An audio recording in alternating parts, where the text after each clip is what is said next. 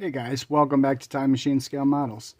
Well, I've been doing a little bit of work on the deep junk garage shop truck, and it's coming along pretty good. Obviously, you guys saw the patina I was putting on the body the other day, and I'm getting closer to being done with what I want to do with that, and working on the interior parts today. First thing that I did was I did the bed. And I decided I wanted to go with a little bit of a darker wood grain, like a walnut. And I think it came out pretty good. What do you guys think? I think it looks pretty good. And then did these door panels up today. Gotta be careful because that's Molotow on there. Don't want to smudge that. Let me turn this light off.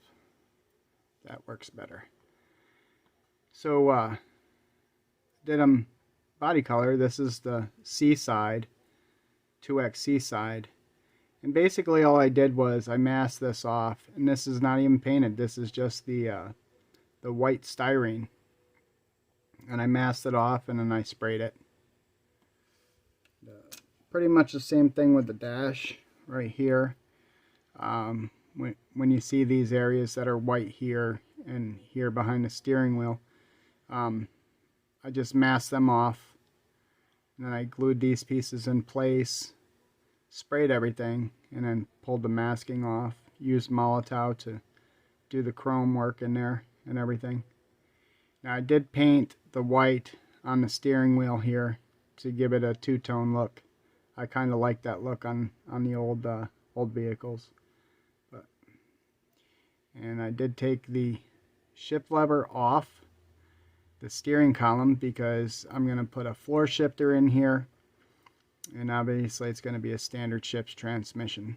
So haven't figured out what engine I'm going to use yet, and it leaves me in a dilemma. I have a couple engines I could use, or I could go ahead and I could order an engine. So I wanted to show you this. The seat is not glued together just yet. It's still in two pieces, but it's just snapped together. This is acrylic. This is this paint right here from Hobby Lobby. Ceramic coat, Tahiti blue. And it is a pretty close match to the Seaside. So I use it. I like to use the acrylics on the seats because it gives that flat color that I'm looking for, and that way I don't have to dull coat anything. But yeah, I think it came out pretty good. And this is the interior floor pan. Obviously the seats mount here, and I did the floor mats a flat gray color instead of the flat black color. I just wanted to do something different than flat black. Obviously the throttle pedal is black, but that floor shifter is going to go right about here after I put the seat in, and make sure that the dash clears it and everything.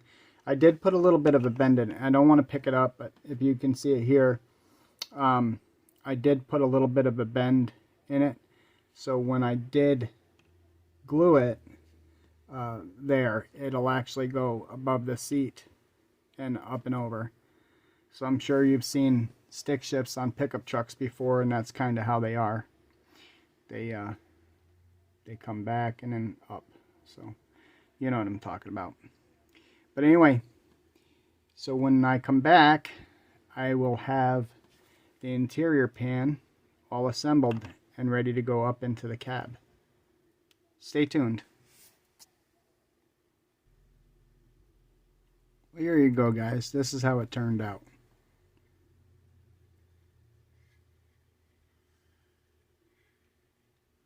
I'm pretty happy with the way it looks and the way it turned out. And normally, when I'm showing you guys the interiors, they're already up into the vehicle, and you really can't get a good look at them. I wanted you guys to get a good look at this one. So let me talk about the dashboard just a little bit. So obviously I told you about the masking and stuff like that, and then the Molotow chrome pen. But you can see that there's gauges back there. Now on the decal sheet, that gauge cluster is included. Actually, there's two of them. So what I did was I cut it out of the decal sheet, and I actually used some canopy glue to hold it down, and then I actually coated it in canopy glue so it has more like a clear lens look over top of it. You really can't pick that up in the camera, but that's what's been done. I think it came out pretty good. I'm pretty satisfied with the way this looks, as I said. And there's that ship lever. You can see it.